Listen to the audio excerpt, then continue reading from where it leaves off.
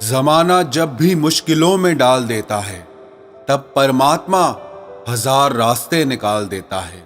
एक पादरी अपने शिष्यों को उपदेश दे रहे थे कि यदि आपके मन में ईश्वर पर पूरा विश्वास है तो आप हर मुश्किल को पार कर जाएंगे। दुनिया की बड़ी से बड़ी रुकावट भी आपको रोक नहीं पाएगी। आप पानी पर चल जाएंगे, आग से भी गुजर जाएंगे। उनकी इस बात पे एक भोले भाले शिष्य ने पक्का भरोसा कर लिया और वो मन में ईश्वर पर पक्के विश्वास के साथ पानी पे चलने लगा। और उसके भरोसे में इतनी ताकत थी कि वो उस पानी में भी आराम से चल रहा था। सब शिष्यों ने जाके ये बात उस पादरी को बताई कि आपके उपदेश के चमत्कार से आपका ही शिष्य पानी पर चल रहा है। तो वो पादरी बड़ा ही खुश हो गया। वो सोचने लगा, जब मेरा शिष्य पानी पर चल सकता है तो मुझ में तो न जाने कितनी शक्ति होगी। और फिर उसने भी पानी पर चलने की कोशिश की, लेकिन जैसे ही उसने पानी में पैर रखा तो वो पादरी उस पानी में डूबने लग गया। सब शिष्य बड़े हैरान हो गए कि चेला गुरु से भी ज्यादा शक्तिशाली निकला। वो पादरी खुद भी हैरान था। तो उस पादरी ने अपने उस शिष्य से पूछा, तुम पानी पर कैसे चले? तो वो बोला, आप ही ने तो बताया था कि ईश्वर पर अगर पक्का भरोसा हो तो आपको कोई नहीं रोक सकता। दुनिया की कोई मुश्किल आपको नहीं रोक सकती। आप पानी पर भी चल जाएंगे और आग को भी पार कर जाएंगे। बस उसी बात पर मैंने पक्का विश्वास कर लिया और मैं आसानी से पानी में चलने लगा। तब उस पादरी को एक बात समझ आई कि मुझे अपनी ही बात पर खुद ही पक्का भरोसा नहीं था। हम भी प्रार्थनाएं तो करते हैं, पर अपनी ही प्रार्थनाओं पर हमें विश्वास नहीं होता कि वो पूरी भी होंगी या नहीं होंगी। प्रार्थना भी करते हैं और साथ ही साथ चिंता भी करते हैं। If you worry it means you don't pray, and if you prayed then why do you worry. अगर आपने प्रार्थना की है तो फिर चिंता क्यों करते हो?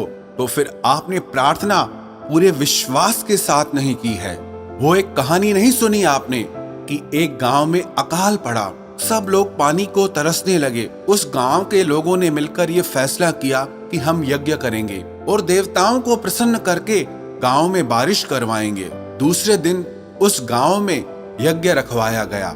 सारे गांव वाले मिलकर उस यज्ञ में जाने लगे, लेकिन एक छोटा सा बालक अपने हाथ में एक छतरी लेकर जाने लगा। तो लोगों ने उससे पूछा कि तुम अपने हाथ में ये छतरी क्यों लेकर आए हो?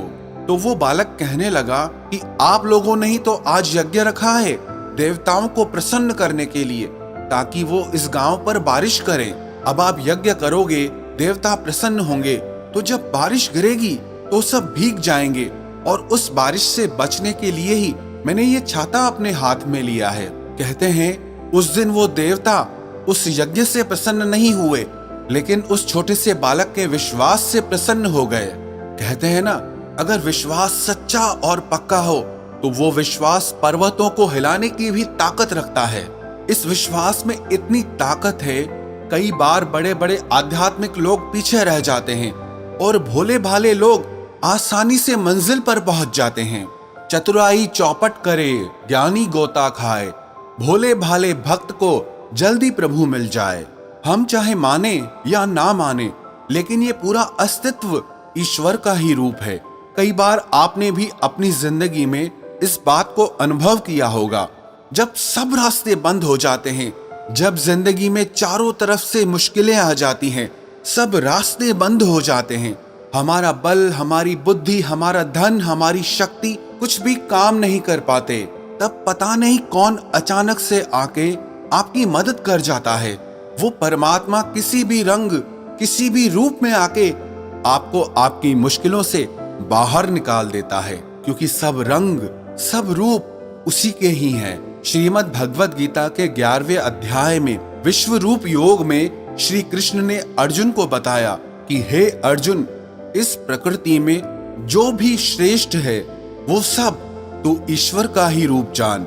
श्री कृष्ण बोले, हाथियों में ऐरावत ईश्वर ही है, घोड़ों में उच्चश्रवा घोड़ा भी ईश्वर का ही अंश है, देव गुरुओं में बृहस्पति ईश्वर का अंश है, दैत्यों के गुरुओं में शुक्राचार्य ईश्वर का अंश है।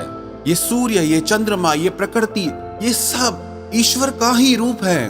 उस परमात्मा को देखने के लिए कहीं जाने की जरूरत नहीं है। बस आप सच्चे दिल से जहां उसे महसूस करोगे, उसे सच्चे दिल से पुकारोगे, वो आपको वहीं दिखाई देगा। आपके माता पिता को भी उस ईश्वर का रूप ही बताया गया, और तो और आप भी उस ईश्वर की शक्ति से ही चल रहे हैं। आपके भीतर भी उस ईश्वर की शक्ति की जोत जल रही है। हम लोगों ने ना ईश्वर की बहुत गलत व्याख्या की है। वास्तविकता में ये पूरा अस्तित्व ही ईश्वर का रूप है। श्रीमद् भगवद गीता में श्री कृष्ण ने अर्जुन से कहा कि ये मनुष्य माने या ना माने, पर ईश्वर ने ही इस मनुष्य को, इस अस्तित्व को, इस ब्रह्मांड को धारण कर रखा है। हमारी हालत ना उस मछली जैसी है जो पानी में ही जीती है और पूछती है कि पानी कहाँ है। मैं नहीं मानती पानी को, जबकि वो उसी में पैदा होती है और उसी में अपनी पूरी जिंदगी निकाल देती है। पर वो पानी के इतने ज्यादा करीब है कि पता ही नहीं चलता कि मैं पानी में ही जी रही हूँ। अब वो पानी को ढूंढने जाएगी तो उसे पानी मिलता ही नहीं। हमारी भी यही कहानी है। हम इस प्रकृति रूप परमात्मा से ही जन्म लेते हैं और इसी में ही जीते हैं और इसी में ही लय हो जाते हैं। लेकिन फिर भी पूछते हैं कि कहाँ है ईश्वर? हमने तो कभी देखा ही नहीं, हम उसे मानते ही नहीं। लेकिन याद रखना, गलत कहते हैं कि तेरा पता नहीं, गलत कहते हैं कि तेरा पता नहीं। सच तो ये है कि तेरे ढूंढने की हद तक तुझे कोई ढूंढता नहीं। कबीर दास जी ने भी कहा है, मोको कहाँ ढूंढे रे बंदे, मैं तो तेरे पास में। ना तीरथ में, ना मूरत में, ना एकांत निवास में, ना मंदिर में, ना मस्जिद में, ना काबे कैलाश में। मोको कहाँ ढूंढे रे बंदे, मैं तो तेरे पास रे। ना में जप में, ना में तप में, ना में व्रत उपवास में, ना में क्रिया कर्म में रहता, ना ही योग संन्यास में। मोको कहाँ ढूंढे रे बंदे, मैं तो तेरे पास में। खोजी होए तो तुरंत मिल जाऊं, एक पल की ही तलाश में। कहे कबीर सुनो भई साधो, मैं तो हूँ विश्वास में।